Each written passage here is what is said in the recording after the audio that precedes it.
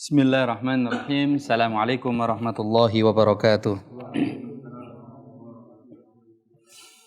Alhamdulillahirabbil alamin wassalatu wassalamu ala asyrafil anbiya'i wal mursalin wa ala alihi wa ashabihi wa man tabi'ahum bi ihsanin ila yaumiddin. Rabbi israh li sadri wa yassir li amri wahlul 'uqdatam min lisani yafqahu qawli. Jamaah salat maghrib dalam keadaan Allah Subhanahu wa taala, kita lanjutkan kajian kita yaitu kitab Al-Usul Ats-Tsalatsa atau 3 landasan pokok utama yang wajib diketahui oleh seorang muslim. 3 landasan yang tentunya akan ditanya oleh Allah Subhanahu wa taala ketika kita berada di alam kubur kita. Jamaah Allah Subhanahu wa taala, kita masuk pada pembahasan yang selanjutnya. Kemarin sampai mana? Baru masuk itu ya.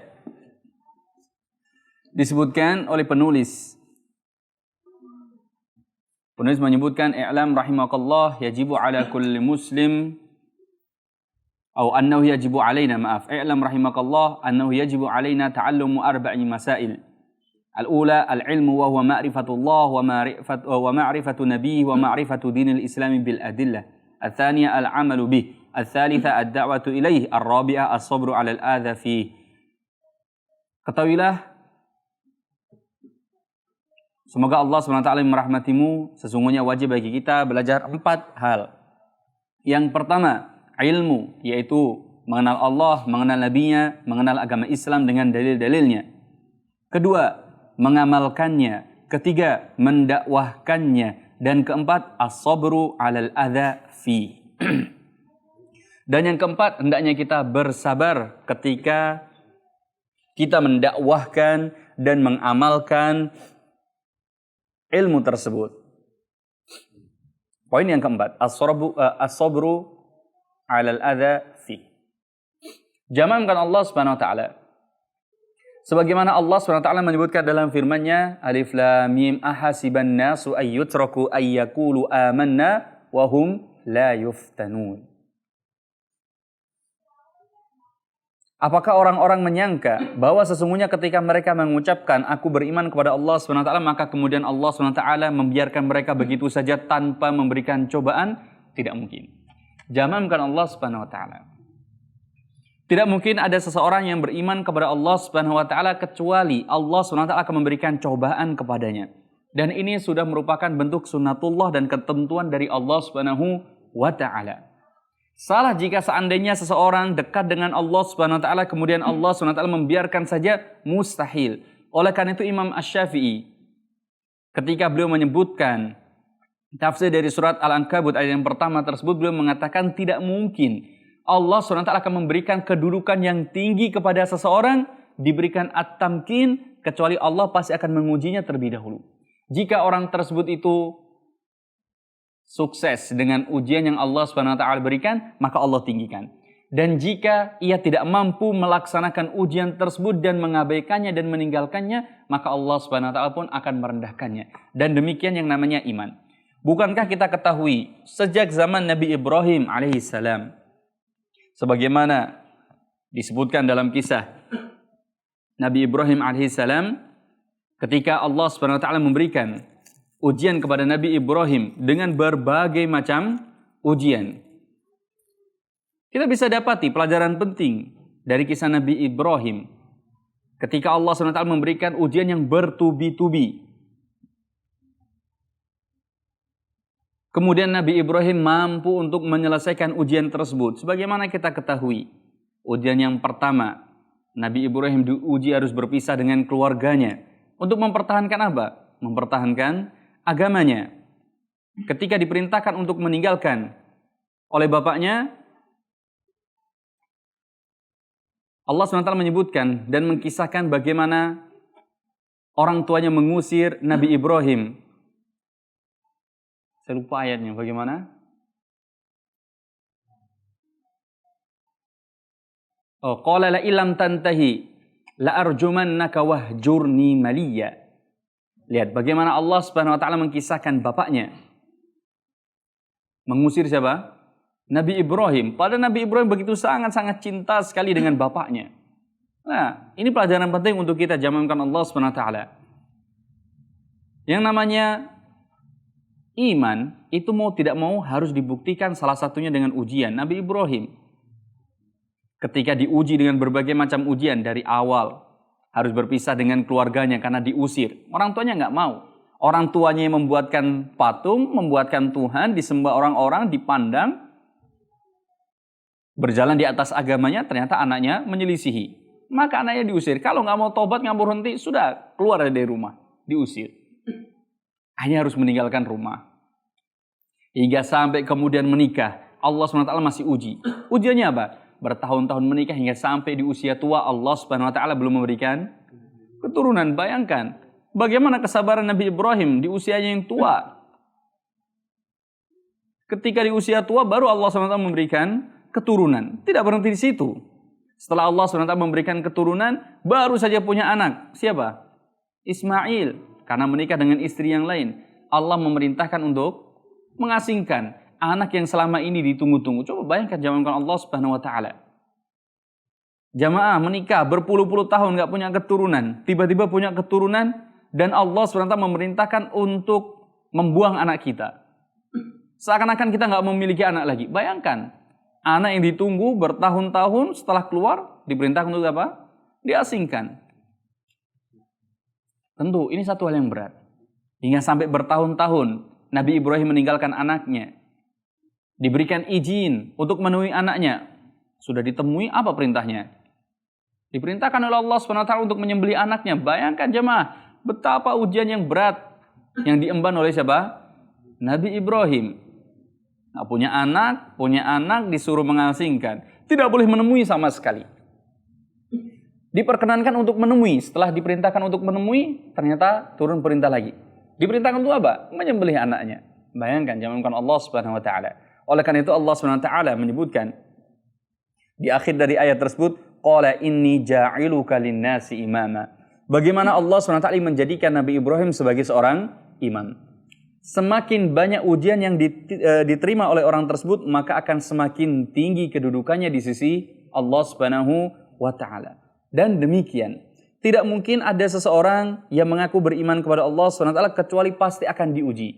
Apapun bentuk ujiannya. Dan mungkin yang terasa bagi kita jamankan Allah Subhanahu wa taala ketika kita sudah mulai semakin dekat dengan Islam, bisa jadi yang terasa itu apa?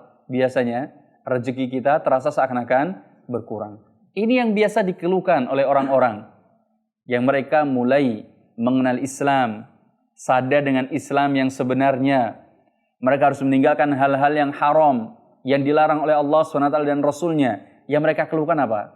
Nah, yang mereka keluhkan adalah masalah rezeki. Dulu waktu saya belum kenal Islam, saya bisa beli ini, saya mau ini, mau itu, mudah.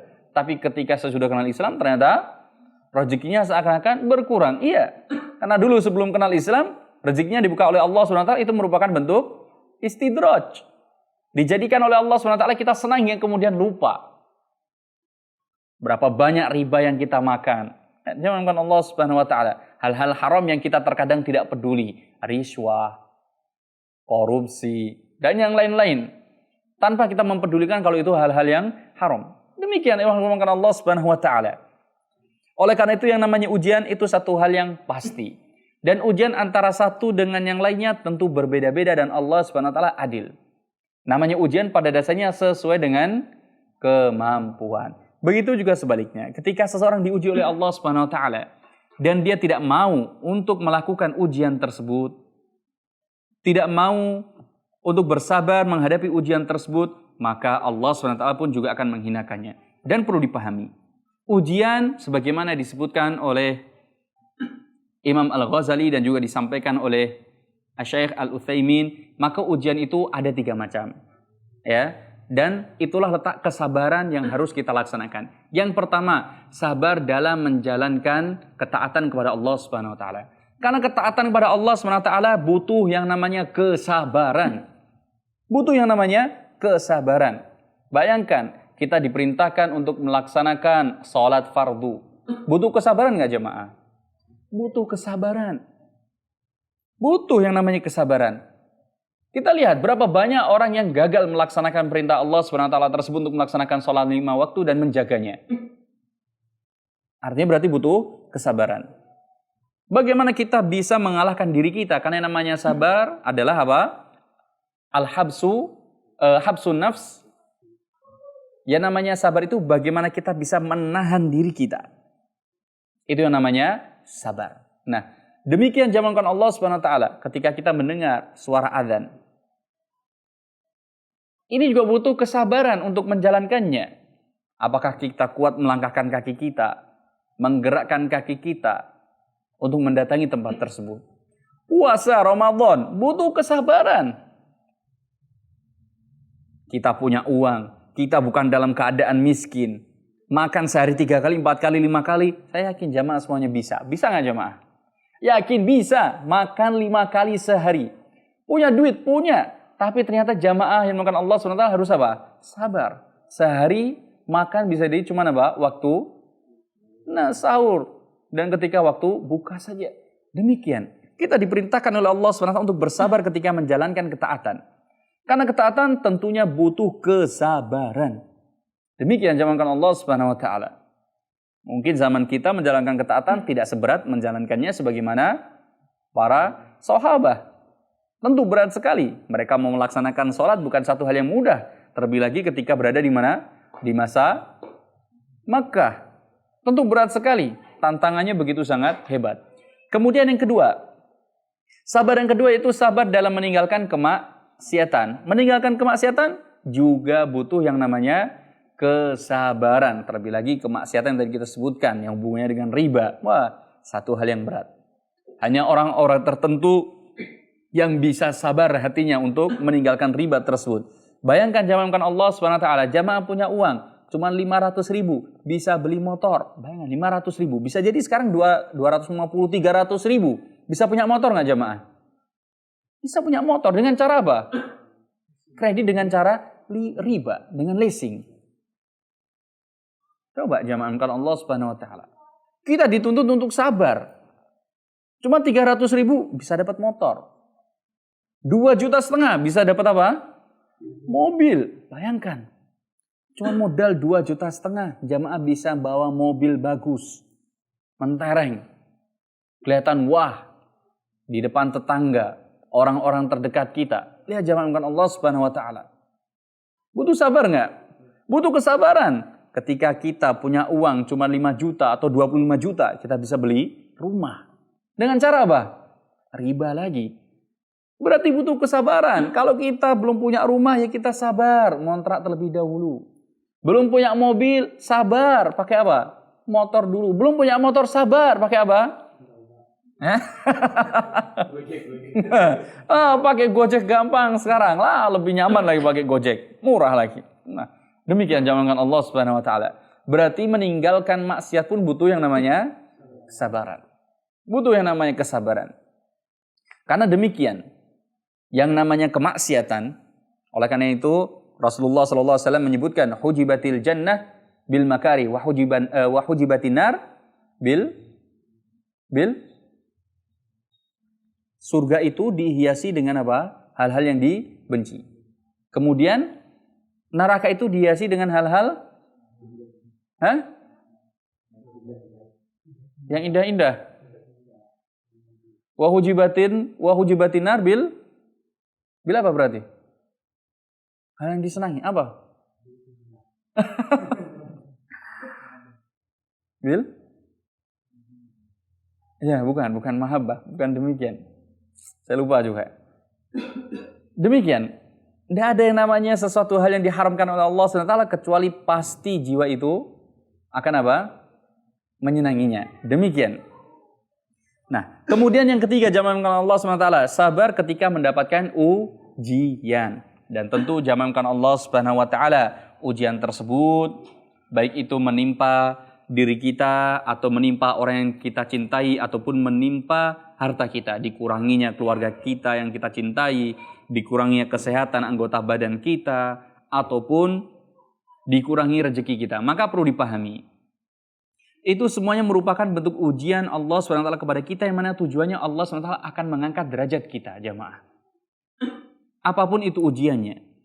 Oleh karena itu bukankah Rasulullah SAW menyebutkan ma yusibul muslim min wasabin wala nasabin wala hammin. Ya, sampai disebutkan dalam akhir hadis tersebut, hatta syaukah yashukuha illa kafarallahu biha khotoyahu. Rasulullah SAW menyebutkan, apapun yang menimpa seorang muslim, rasa lelah, letih, gundah, gulana, sedih, hingga sampai ketika dia tertusuk duri pun, itu juga merupakan bentuk apa? Kafarat, penghapus dosa. Nah, demikian jamankan Allah SWT. Bukankah Allah SWT menegaskan dalam firman-Nya, innama yuwaffas sabiruna ajrahum bighairi hisab. Sesungguhnya Allah SWT akan memberikan pahala yang melimpah bagi orang yang sabar ketika ditimpa musibah. Lihat, Allah SWT mengangkat derajat kita dengan musibah yang Allah SWT berikan. Salah ketika kita menyangka ketika Allah SWT memberikan musibah kepada kita, Allah SWT benci kepada kita. Tidak. Itu merupakan bentuk kesalahan. Pada dasarnya ketika Allah SWT memberikan musibah kepada kita, itu merupakan bukti cinta Allah SWT kepada kita, hanya saja kita tidak sadar. Bagaimana Allah SWT menunjukkan rasa cintanya? Lihat. Tujuan Allah SWT memberikan musibah kepada kita, yang pertama jamaah, Allah SWT itu mencintai kita. Dan Allah tidak mau apabila kita masuk ke dalam nerakanya. Maka Allah SWT timpakan musibah kepada kita, yang mana tujuannya Allah ingin menghapuskan dosa-dosa kita. Demikian jamankan Allah SWT. Ketika kita ditimpa musibah, maka kita perlu introspeksi. Oh, berarti selama ini kita masih memiliki banyak dosa. Dan Allah SWT saking cintanya kepada kita, tidak ridho jika seumpama kita masuk neraka. Maka Allah SWT ingin mencuci kita dengan cara diberikan apa? Musibah. Karena jamankan Allah SWT, jika seandainya Allah SWT ingin membalas kemaksiatan yang kita lakukan, membalas, Allah benci dengan kita dan Allah niatnya bukan memberikan ujian tersebut, menunjukkan rasa cintanya, tujuannya untuk membalas, maka Allah SWT menyebutkan, lau yu'akhidhullahun nasa bima kasabu ma taraka ala dhariha min dabah. Bagaimana Allah SWT menyebutkan dalam firman-Nya, jika seandainya Allah SWT menimpakan musibah tersebut, tujuannya akan membalas apa yang telah kita perbuat, maka tidak ada satupun binatang melata ini yang akan tersisa di atas muka bumi ini. Lihat jamaahkan Allah. Karena dosa yang kita lakukan, jika memang tujuannya Allah itu membalas ketika memberikan ujian musibah tersebut, tujuannya membalas, maka tidak akan seperti itu. Bahkan akan lebih dahsyat lagi. Ketika Allah memberikan apa? Memberikan apa? Nah, jika Allah SWT memberikan balasan. Demikian. Karena dosa apapun jika memang itu dibalas sesuai dengan dosanya, kita tidak akan kuat untuk menanggungnya. Gak ada satupun di atas muka bumi ini makhluk yang akan tersisa. Dikarenakan saking apa? Nah, saking dahsyatnya dan banyaknya dosa yang telah kita lakukan. Menurut jamaah, dosa kita banyak atau enggak? Banyak jamaah. Kalau Allah SWT tujuannya membalas, semisal dengan dosa yang kita perbuat, kita nggak akan pernah kuat untuk menahan balasan Allah SWT tersebut. Saking banyaknya. Bayangkan kisah dari Sa'id bin Musayyib, seorang tabi'in yang terkenal. Beliau dipenjara selama kurang lebih selama berapa penjaranya? 20 tahun. Bayangkan, beliau harus menanggung berapa? Penjara selama 20 tahun. Hanya dikarenakan perkara sepele. Karena beliau punya hutang, beliau jualan, satu riwayat disebutkan minyak samin, satu riwayat disebutkan beliau jualan madu. Beliau hutang kurang lebih modalnya dibelikan madu, ada sampai 1000 tong madu. Tiba-tiba di salah satu tongnya terdapat bangkai tikus dan dibuang. Dan sayangnya ternyata tong tersebut belum diberikan tanda yang tadi ada apanya? Bangkai tikusnya. Karena bangkai tikus ketika mati di satu tempat berarti tempatnya dihukumi najis semuanya. Dan setelah dibuang ditutup, lupa. Tong yang mana? Nggak tahu. Pegawainya lupa juga memberikan tanda. Maka untuk menghindari syubhat, karena beliau ada dua pilihan. Entah dikembalikan kepada pemiliknya yang awal. Karena dia tahu tikus tersebut masuk dan sudah mati sebelum barangnya dipindahkan. Sebelum masuk ke tangan beliau. Sebenarnya beliau berkeinginan untuk mengembalikan madu tersebut kepada pemiliknya. Tapi takut jika dikembalikan kepada pemiliknya, nanti orang yang tersebut tidak amanah, dijual kembali. Dan tidak peduli mana yang terdapat najis. Karena perlu dipahami jamaah, ketika kita tidak mengetahui mana yang terdapat najis, mana yang haram, maka semuanya harus ditinggalkan ke semuanya. Seperti contoh, jamankan Allah SWT. Jamaah punya 2 baju. Dua-duanya kotor, tapi yang satu cuman kotor, yang satu terkena najis. Kemudian jamaah lupa karena bajunya sama persis. Seperti contoh baju seragam. Dua-duanya sama persis, gak ada bedanya, masih sama-sama baru. Tapi masih ingat yang satu itu kena najis, yang satu tidak. Karena sudah tercampur, lupa mana yang terkena najis. Jamaah mau sholat, mau pakai baju tersebut. Karena habis kerja contohnya, cuma pakai kaos oblong. Atau cuma pakai singlet. Wah, ini kalau sholat pakai singlet nggak bagus. Kemudian mau sholat, mau milih salah satunya. Boleh nggak? Boleh nggak? Nggak boleh. Karena kita tidak tahu mana yang terkena najis. Maka harus ditinggalkan dua-duanya. Demikian. Maka Sa'id bin Musayyib, ketika beliau berkeinginan untuk mengembalikan madu tersebut, beliau berpikir 2 kali. Ini kalau dikembalikan, nanti takutnya orang yang nggak amanah. Padahal tikus tersebut sudah mati jadi bangkai sebelum apa? Sebelum datang barangnya. Ketika dibuka memang matinya sudah berhari-hari atau bisa jadi lebih lama.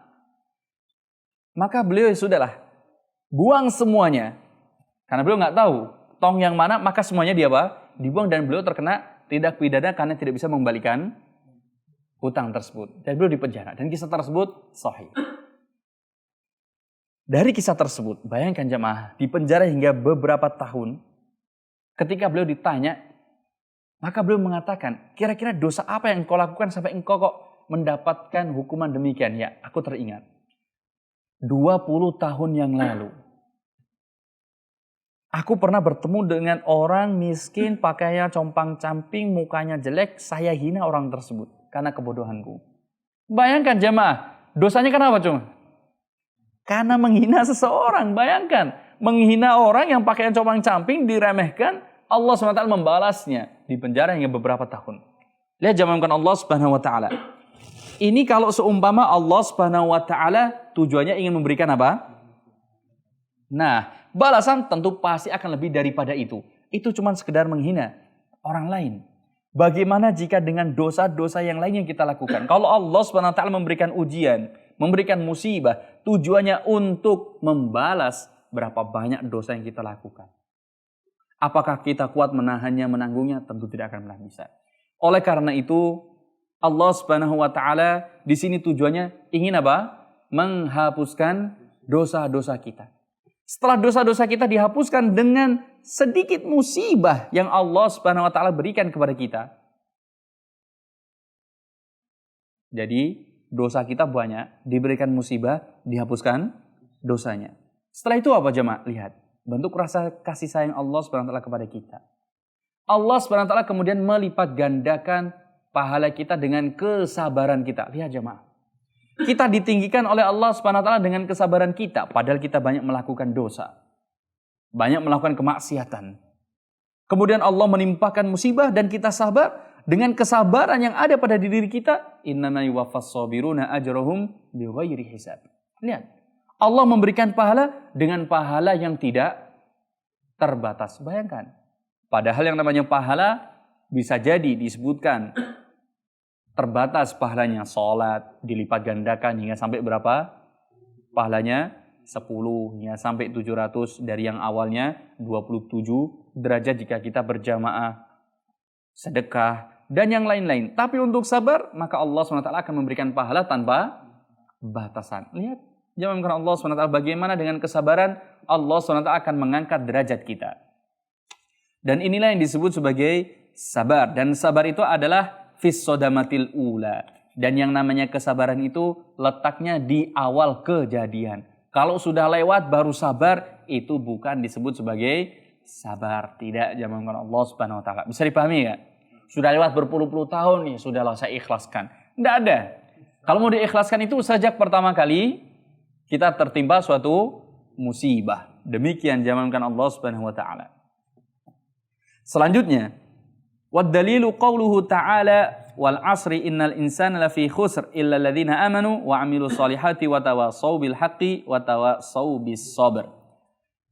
Dan dalilnya firman Allah Subhanahu wa taala wal asr, demi masa, sesungguhnya manusia dalam kerugian kecuali orang-orang yang beriman dan beramal soleh dan saling nasihat menasihati di dalam kebaikan dan saling nasihat menasihati dalam kesabaran. Nah, jamankan Allah Subhanahu wa taala, Imam Syafi'i beliau mengatakan, "Lau ma anzalallahu hujjatan ala khalqihi illa hadhihi surah lakafathum." Jika seandainya Allah tidak menurunkan satu surat apapun kecuali surat ini, maka sudah dikatakan apa? Cukup. Nah, jamankan Allah, sedikit tafsir dari surat Al-Asr. Sedikit tafsir dari surat Al-Asr. Wal asr, demi masa. Sebagian ada yang mengatakan wal asr itu demi waktu asar. Tapi yang lebih sahih demi masa, karena asar itu juga maknanya adalah masa. Meskipun sebagian mengatakan al-asr itu waktu asar. Apapun yang disebutkan oleh ulama, maka ulama tetap mengatakan hukumnya boleh, karena tafsir itu ikhtilafnya adalah ikhtilaf tanawwu, bermacam-macam, akan tetapi maknanya satu dengan yang lain sama saja. Itu disebut ikhtilaf tanawwu. Seperti contoh ketika Allah Subhanahu wa taala menyebutkan buah-buahan. Buah-buahan, ada yang mengatakan jeruk, mengatakan pisang, ada yang mengatakan semangka. Saya mau tanya, itu buah-buahan bukan?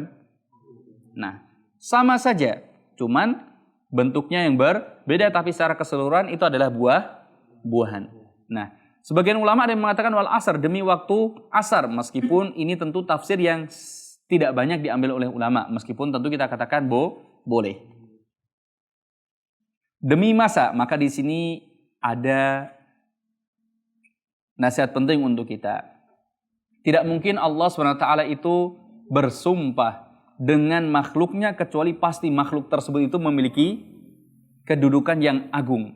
Karena tidak diperkenankan seseorang itu bersumpah dengan selain Allah Subhanahu wa taala. Man halafa falyahlif billah. Barang siapa yang bersumpah, maka hendaknya bersumpah dengan nama Allah. Enggak boleh kita bersumpah dengan selain nama Allah Subhanahu wa taala, seperti sumpah apa? Sumpah pocong, sumpah sambar geledek, kemudian sumpah apa lagi? Biasanya kalau kita apa? Itu istilah saja. Sumpah demi apa biasanya? Demi amanah, sumpah demi dia lain. Sumpah demi cintaku, tidak boleh. Apapun itu.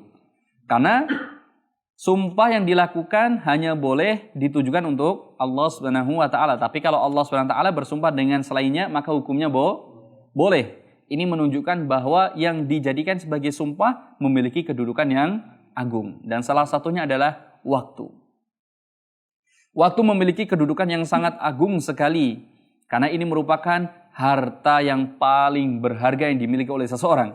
Ketika sudah lewat, maka tidak akan pernah bisa kembali. Meskipun barang satu detik, tidak akan pernah bisa kembali. Jamaahkan Allah Subhanahu wa taala. Sesungguhnya innal insana lafi khusr. Sesungguhnya manusia dalam kerugian, dan perlu dipahami. Pada ayat setelahnya Allah SWT menyebutkan dengan kata illa, pengecualian. Dan tidak diperkenankan menggunakan kata illa, pengecualian, kecuali setelahnya yang disebutkan itu pasti jumlahnya akan lebih sedikit daripada sebelumnya. Karena illa, jamaah, dalam bahasa Arab itu memiliki makna, kalau jamaah pernah belajar bahasa Arab ya, pernah belajar masalah hitungan jam. Jam 3 kurang 10, jam 3 kurang 15, jam 3 kurang 30 menit. Dalam bahasa Arab, kurang itu artinya illa.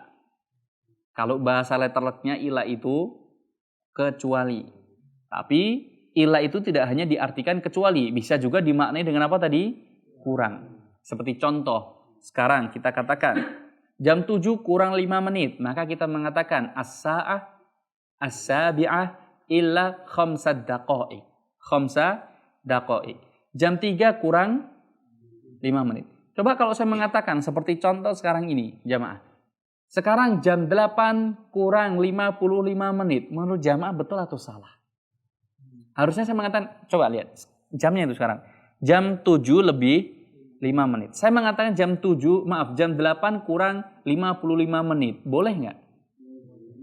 Boleh. Boleh, ada orang mengatakan demikian? Mungkin. Pernah dengar seperti itu? Jangan seperti itu. kurang 40 menit saja, saya yakin 35 menit saja, jarang yang ngomong demikian. Coba jamaah, jam 8 kurang 35 menit. Ada yang mengatakan demikian?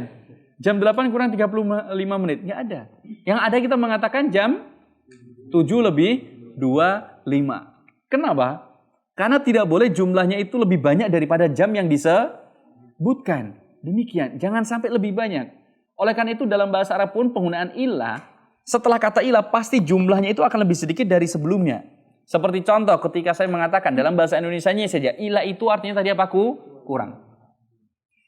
Dan secara bahasa Arab di dalam Quran maknanya kecuali.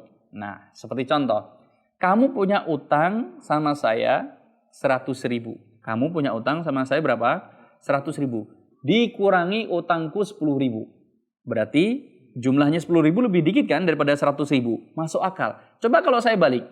Saya punya utang 10.000 sama kamu. Dikurangi utangmu berapa? Iya, 100.000. Saya punya utang sama kamu berapa? 10.000. Dikurangi utangmu 100.000. Atau lebih tepat yang mana? Kamu punya utang sama saya 100.000 dikurangi utangku 10.000. Mana lebih tepat? Mana lebih tepat? Nah, nggak mungkin saya mengatakan saya punya utang 10.000 sama kamu, kurangi utangmu sama saya berapa? 100.000. Sebenarnya yang utang siapa?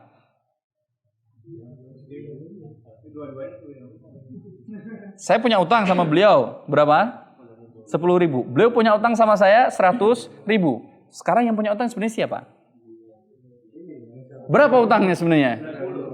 Tapi lebih tepat mana ketika saya mengatakan kamu punya utang 100.000 sama saya dikurangi utangku 10.000 dengan saya punya utang sama kamu 10.000 kurangi utangmu 100.000.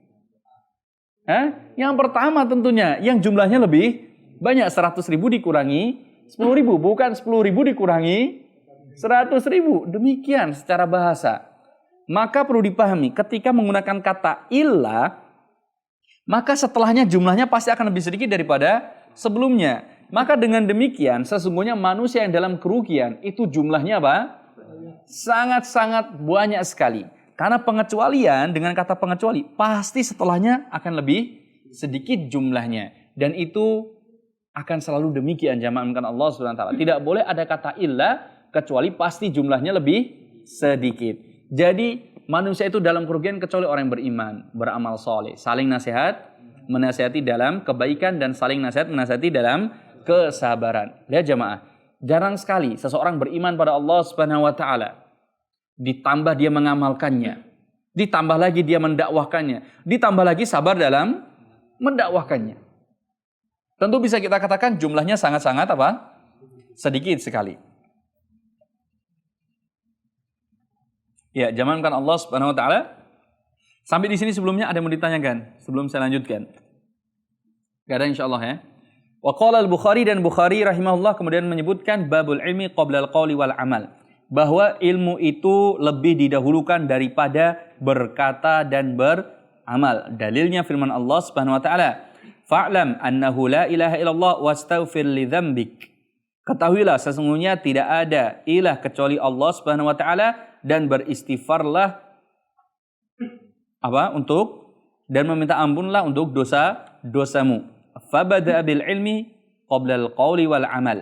Dan Allah SWT memulainya dengan ilmu sebelum berkata dan beramal. Lihat Allah SWT menyebutkan fa'lam annahu la ilaha illallah. Ketahuilah sesungguhnya Allah SWT tidak ada ilah kecuali Allah SWT. Maka disyaratkan ketika seseorang mengucapkan kalimat la ilaha illallah dan nanti akan kita bahas, maka syaratnya yang pertama harus mengetahui ilmunya.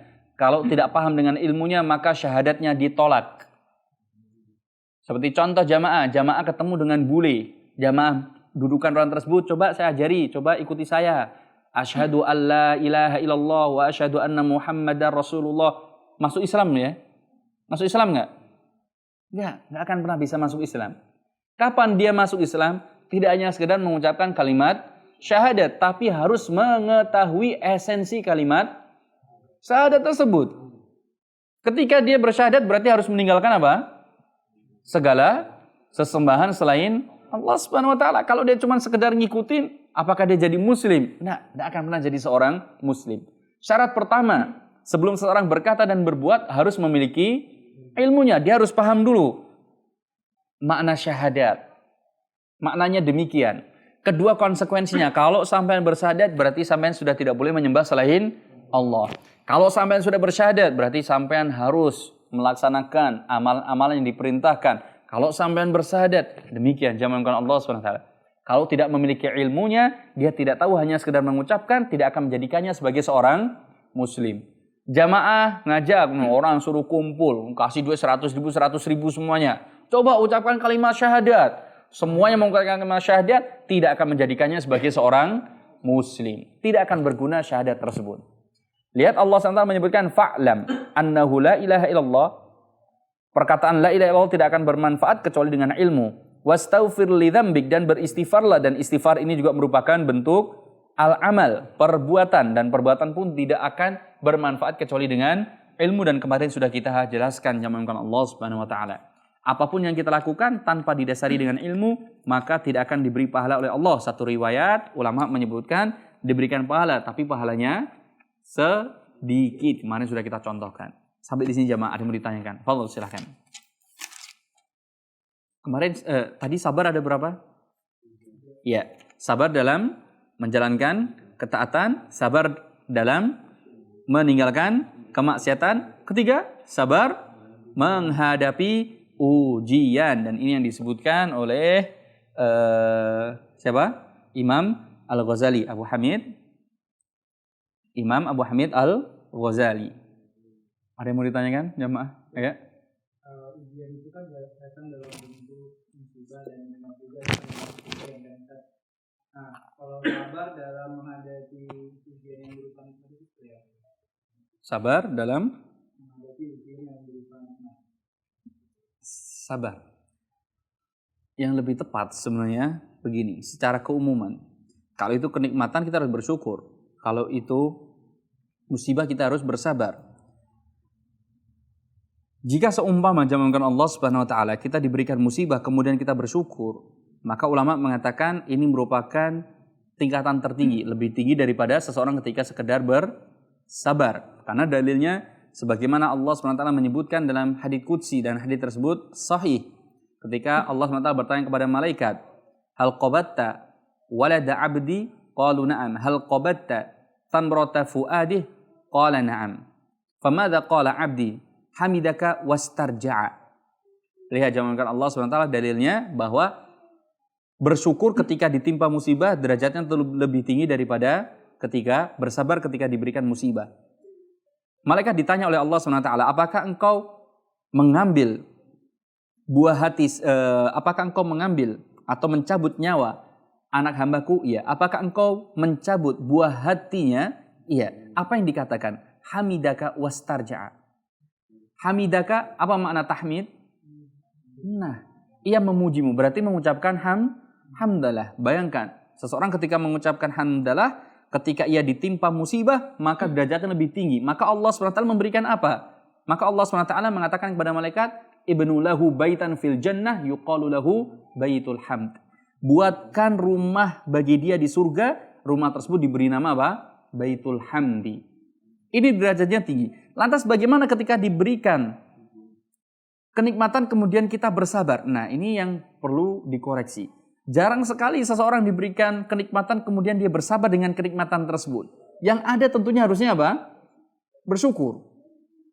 Karena inti pertama semuanya adalah bersyukur. Diberikan musibah, bersyukur. Terlebih lagi ketika kita diberikan kenikmatan. Nah, tapi bagaimana ketika kita menggunakannya? Nah, menggunakannya itu yang butuh kesabaran. Bagaimana kita menggunakan kenikmatan tersebut, ini yang butuh kesabaran. Tapi yang jelas ketika kita diberikan kenikmatan atau bahkan diberikan musibah, tingkatan tertinggi hendaknya kita apa? Bersyukur terlebih dahulu. Setelah itu baru ketika kita mau menggunakan kenikmatan tersebut, ini yang butuh kesabaran dalam menggunakannya. Bisa dipahami jamaah? Ini lebih tepat, tentunya kita tidak bersabar terlebih dahulu. Karena memang itu ujian. Tapi ujiannya bukan ujian yang pada dasarnya sebagaimana sebuah musibah yang menjadikan seseorang itu tentunya bisa semakin jauh dari Allah Subhanahu wa taala. Bukan ujian yang bisa jadi akan menjadikan seseorang itu bertambah semakin lemah imannya dengan cepat, tentu tidak. Jadi ujiannya ketika disebutkan sebagai bentuk ujian, makna ujiannya hanya makna secara maknawi saja, bukan betul-betul sebagai ujian. Karena yang namanya kenikmatan, Allah Subhanahu wa taala memberikan kepada kita anak, kenikmatan. Meskipun di satu sisi juga disebut sebagai ujian, tapi ujian tersebut bukan ujian sebagaimana ketika diberikan musibah tentunya. Diamankan Allah Subhanahu wa taala. Ada yang mau tanyakan lagi, jamaah? Tidak ada? Bisa dipahami semua insyaallah jamaah? Ya. Ada 4 perkara yang wajib kita ketahui dan insyaallah akan kita bahas satu persatu. Yang pertama adalah al-ilmu, yang kedua al-amal. Yang pertama adalah ilmu, wajib bagi kita untuk berilmu. Yang kedua, setelah kita mengetahui ilmunya, wajib bagi kita untuk mengamalkannya agar supaya membedakan antara kita dengan orang-orang Yahudi yang mereka memiliki ilmu akan tetapi tidak pernah mengamalkannya. Kemudian selanjutnya setelah mengamalkan kita wajib untuk mendakwahkannya. Demikian. Tapi perlu dipahami, tidak semua ilmu harus diamalkan baru didakwahkan, tidak. Karena ada ilmu yang terkadang kita tidak bisa langsung mengamalkannya, tapi kita melihat orang lain mampu untuk mengamalkannya. Maka boleh kita berilmu setelah itu langsung mendakwahkan meskipun kita belum mengamalkannya. Karena terkadang jamankan Allah SWT salah satu bentuk kesalahan. Seseorang nggak mau mendakwahkannya, memberitahukan kepada orang lain karena merasa dia belum mengamalkannya. Tidak, karena ada beberapa hal yang terkadang kita tidak mampu melakukannya dan orang lain yang mampu melakukannya. Seperti contoh, ada ustadz ngalor ngidul memerintahkan kepada kita, ngajak kepada kita untuk bersedekah. Ustadznya nggak sedekah, ya wajar, bisa jadi ustadznya memang belum memiliki kelapangan harta, kelapangan rezeki. Terus ustadznya nggak boleh ngomong masalah sedekah. Tidak jamaah. Tentu pada dasarnya juga boleh mengajak seseorang. Bukan berarti harus diamalkan dulu. Kalau belum diamalkan saya nggak mau memberitahukan. Tidak, jamankan Allah Subhanahu wa taala. Terkadang ada memang beberapa hal yang kita belum bisa melakukannya sementara orang lain sudah siap melakukannya. Maka kita boleh memberikan nasihat pada orang tersebut dan mendakwahkan ilmu tersebut. Bukan berarti harus kita amalkan terlebih dahulu. Bisa dipahami nggak jamaah? Nah, demikian jamankan Allah Subhanahu wa ta'ala. Kemudian yang terakhir setelah kita mendakwahkan ilmu tersebut, maka kita bersabar dalam dakwah tersebut. Dan sabar ada 3 sebagaimana yang telah kita sebutkan. Dengan demikian jamankan Allah Subhanahu wa ta'ala, berarti kita sudah selesai materi kita. InsyaAllah jika Allah SWT memberikan kesempatan kepada kita akan lanjutkan pada pertemuan yang akan datang. Kita tutup dengan doa kafaratul majlis. Subhanakallahumma wa bihamdika asyhadu an la ilaha illa anta. Assalamualaikum warahmatullahi wabarakatuh.